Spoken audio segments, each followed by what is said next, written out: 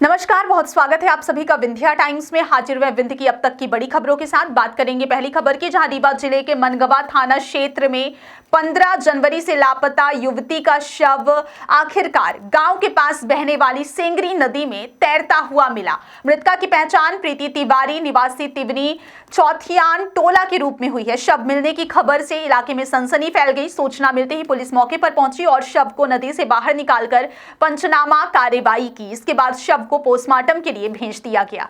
Police का कहना है कि पोस्टमार्टम रिपोर्ट आने के बाद ही मौत के वास्तविक कारणों का खुलासा हो सकेगा। परिजनों के अनुसार प्रीति 15 जनवरी को घर से निकली थी लेकिन वापस नहीं लौटी। काफी तलाश के बाद पिता चंद्र प्रकाश तिवारी ने मनगवा थाने में नामजद शिकायत दर्ज कराई थी और किसी अनहोनी की आशंका भी जताई थी। परिजनों का आरोप है कि शिकायत के बावजूद पुलिस ने युवती की तलाश में गंभीरता नहीं दिखाई, जिसका परिणाम यह हुआ कि अब उसका शव नदी में मिला है। घटना के बाद गांव में आक्रोश का माहौल है और ग्रामीणों ने दोषियों पर सख्त कार्रवाई की मांग की है। फिलहाल पुलिस यह स्पष्ट नहीं कर पाई है कि मामला आत्महत्या का है या फिर दुर्घटना का या किसी आपराधिक घटना का। पुलिस सभी पहलुओं से जांच कर रही है कि युवती नदी तक कैसे पहुंची। जी, क्या नाम है आपका? मेरा नाम चंद्रप्रकाश तिवारी। क्या कुछ घटना हुई है आपके? मेरी लड़की 15 तारीख को 4:30 बजे से यहीं बगीचे में घूमने आई थी तो गुम हो गई थी। फिर बाद में मैं अंदरूनी पता लगाया कि मेरी लड़की का अपहरण हुआ है और मेरी लड़की का अपहरण किया है ये अंशुल दुबे, उसका बाप है प्रदीप दुबे। 15 तारीख से मेरी लड़की को कितने का मामले की शिकायत आपने थाने में गुमशुदा 16 तारीख को कराई। एसडीओ की मैडम आई। थाने से कोई कार्रवाई नहीं। 15 दिन में लगातार रोज चक्कर पे चक्कर पुलिस वालों को लगा रहा था। पुलिस वाले मेरे को भगा देते थे। मेरी बात सुन, रिकॉर्डिंग तक उसकी वरिष्ठ अधिकारियों से भी आपने शिकायत? एसपी साहब को भी वहाँ कल दरखास्त करके आया हूँ। अब बताइए, आज मेरी लड़की की लाश मिली। मैं 181 में 4-5 बार फोन किया। 181 में 81 पर संवेदना भरी लोग देते हैं, कार्रवाई को नहीं करते। आज ये दशा हुई। आज मेरी लड़की की लाश मिली। ये प्रशासन की कार्रवाई है। रोज थाने जाता था, ऐसा कोई दिन थाने न गया हूँ, वहाँ पर शिकायत लेकर न गया हूँ। ये लोग बिल्कुल सुनने को राजी नहीं, फ़ोन की रिकॉर्डिंग नहीं सुनने को राजी नहीं, भगा देते थे। आज मेरी लड़की की लाश मिली है। अब बताइए इसमें किसका दोष है? अब मैं यही रिपोर्ट लेकर कल को मेरी लड़की का अनहोनी हो जाती, इसका जवाबदारी कौन लेगा? आज मेरी लड़की की लाश पड़ी है। 18 साल की लड़की है, सोचो मेरे ऊपर क्या बीतती है। और जो अपराधी हैं वो खुलेआम गाँव में घूम रहे हैं। जिनके चक्कर में लड़की घर से छोड़ कर भागी थी, वही लड़की को मेरा वही मर्डर करके नदी में फेंक दिया। और गांव में दिखता था तो लोग सोचते थे गांव में दिख रहा है। वो मेन अपराधी वही है। और ये रघुपत सरंग का लड़का, रघुपत है ना, वो उपाध्याय, कुद्दू उपाध्याय का एक लड़का। ये दोनों के लड़के को मैं क्योंकि कुद्दू उपाध्याय के लड़के से मोबाइल की रिकॉर्डिंग मेरे मोबाइल में आई। तेरे पास रिकॉर्डिंग कहाँ से, आवाज़ कहाँ से आ गई? ये दोनों मिल के, और एक लड़की हमारे गाँव टोला के मोहल्ले की अंदरूनी में पुलिस चाहे उसका नंबर दे रखा, उनको ट्रस्ट करे। वो लड़की मेरी लड़की से बात करवाती थी क्योंकि घर में मोबाइल न मेरे पास देती थी मम्मी। क्या कुछ मामला है? ये एक गुमशुदगी दर्ज हुई थी 16 जनवरी को। उसके संबंध में लगातार सर्चिंग पुलिस के द्वारा की जा रही थी और आज सूचना आई थी 100 डायल को, 100-112 को कि एक तैरती हुई लाश नदी में मिली है यहाँ पर तिवनी में। तो तत्काल पुलिस बल के साथ में मैं यहाँ मौजूद हूँ और बॉडी को निकालकर पीएम के लिए भेज दिया गया है और पीएम रिपोर्ट आने के बाद जो भी संज्ञान में आएगा उसके बाद कार्रवाई की जाएगी। पिता का आरोप है कि 16 तारीख से शिकायत दर्ज कराई गई और पुलिस बिल्कुल इसमें पुलिस सर्च भी कर रही थी, लगातार देख रही थी और इसमें जो तिवनी बीट प्रभारी हैं वो भी इसमें लगातार देख रहे थे। सारी चीज़ें की गई थी जो गुमशुदगी में की जाती हैं और इसको भी संज्ञान में लिया गया है और देखते हैं पीएम रिपोर्ट में क्या आता है तो उसके बाद और चीज़ें सामने। पिता ने शायद नामजद शिकायत भी दर्ज कराई थी, तो उनसे भी शायद पूछताछ की गई है और बाकी मैं दिखवा लेती हूँ क्या जांच की गई है और कितनी जांच की गई है और आगे क्या निकल के आएगा। Thank you. बात करते हैं अगली खबर की, जहां रीवा जिले में आज किसान सम्मेलन का आयोजन किया गया, जिसमें जिले भर से बड़ी संख्या में किसान शामिल हुए। यह कार्यक्रम रीवा की सिमरिया विधानसभा अंतर्गत मरहा ग्राम पंचायत में आयोजित किया गया, जहां मुख्य अतिथि के रूप में मध्य प्रदेश के उप मुख्यमंत्री राजेंद्र शुक्ल उपस्थित रहे। किसान सम्मेलन में किसानों को प्राकृतिक खेती की ओर प्रेरित करने और रसायन मुक्त खेती को बढ़ावा देने पर विस्तार से चर्चा की गई। हाल ही में केंद्रीय गृह मंत्री अमित शाह के विंध्य और रीवा क्षेत्र के दौरे के दौरान प्राकृतिक खेती को लेकर दिए गए संदेश के बाद इस क्षेत्र में किसानों का रुझान तेजी से बढ़ा है। किसान अब यह समझने लगे हैं कि प्राकृतिक खेती न केवल उनके स्वास्थ्य बल्कि समाज और पर्यावरण के लिए भी लाभकारी है। इस अवसर पर उप मुख्यमंत्री राजेंद्र शुक्ला ने किसानों से अपील करते हुए कहा, जब हम प्रकृति की ओर लौट रहे हैं तो सभी को प्राकृतिक खेती को अपनाने के लिए आगे आना चाहिए। उन्होंने बताया कि रीवा जिले में कई ऐसे केंद्र स्थापित किए गए हैं जहां किसानों को प्राकृतिक खेती से संबंधित प्रशिक्षण और तकनीकी मार्गदर्शन दिया जा रहा है। कार्यक्रम के दौरान मरहा ग्राम पंचायत में अत्याधुनिक सुविधाओं से युक्त अटल सेवा सदन का शुभारंभ भी किया गया।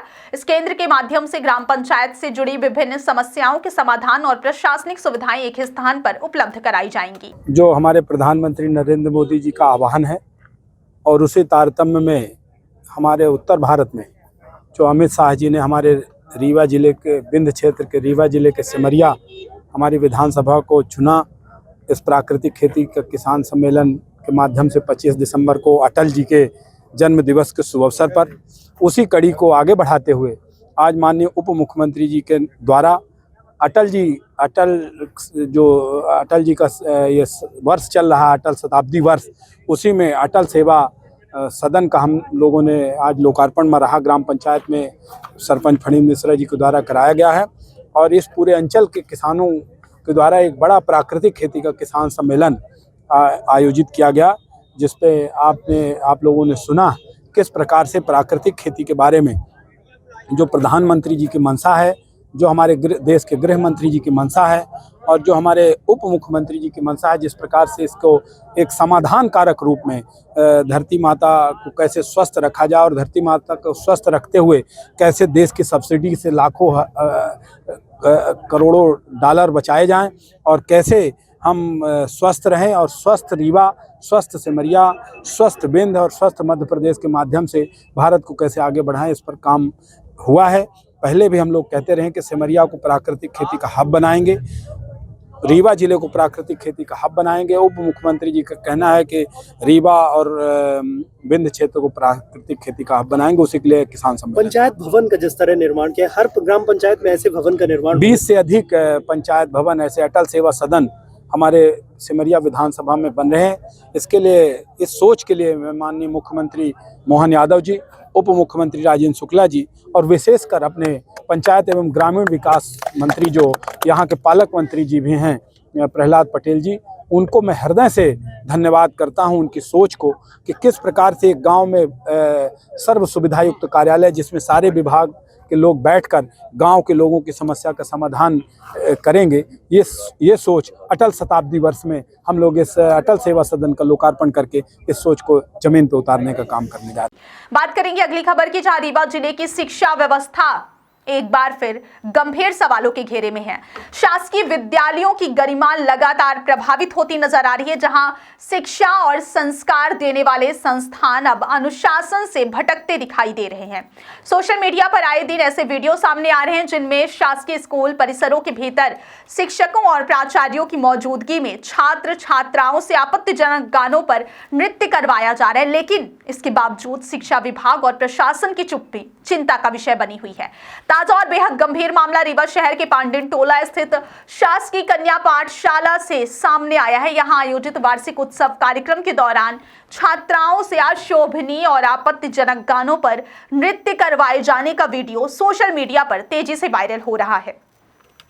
वीडियो में साफ तौर पर देखा जा सकता है कि स्कूल की प्रिंसिपल और शिक्षक कार्यक्रम स्थल पर मौजूद हैं और मंच के सामने बैठकर तालियां बजाते हुए इस प्रस्तुति को प्रोत्साहित कर रहे हैं। यह घटना कई अहम सवाल भी खड़े करती है। क्या कन्या पाठशाला जैसे संवेदनशील शैक्षणिक संस्थान में इस तरह के कार्यक्रमों की अनुमति दी जा सकती है, जिस मंच से अनुशासन, संस्कार और चरित्र निर्माण का संदेश दिया जाना चाहिए, उसी मंच पर मर्यादा के विपरीत प्रस्तुतियां होना शिक्षा व्यवस्था पर गहरी चोट है।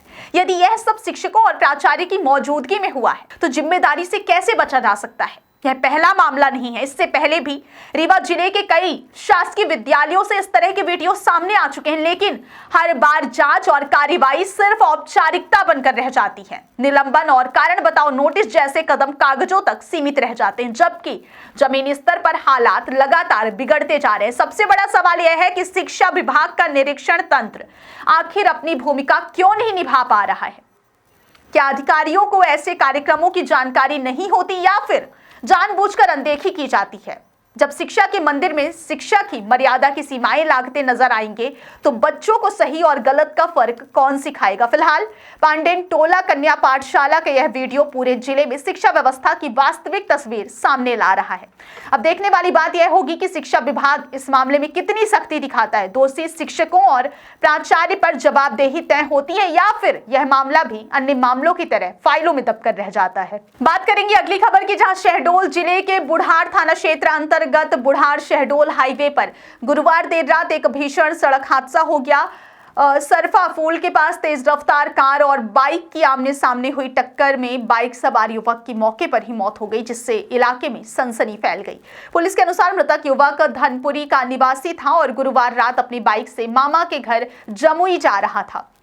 इसी दौरान जब वह सरफा फूल के पास हाईवे पर पहुंचा तभी सामने से आ रही तेज रफ्तार कार ने उसकी बाइक को जोरदार टक्कर मार दी।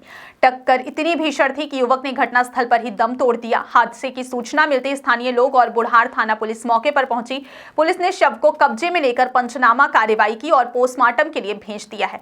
प्रत्यक्षदर्शियों के अनुसार टक्कर के बाद कार का अगला हिस्सा बुरी तरह क्षतिग्रस्त हो गया था। पुलिस ने दुर्घटनाग्रस्त कार और बाइक दोनों को जब्त कर लिया है। मृतक की बाइक का रजिस्ट्रेशन नंबर MP 18 ML 8098 बताया गया है, जबकि हादसे में शामिल कार का नंबर CG 15B 7982 है। पुलिस ने मामला दर्ज कर दुर्घटनाओं के कारणों की जांच शुरू कर दी है। प्रारंभिक जांच में तेज रफ्तार को हादसे की मुख्य वजह माना जा रहा है।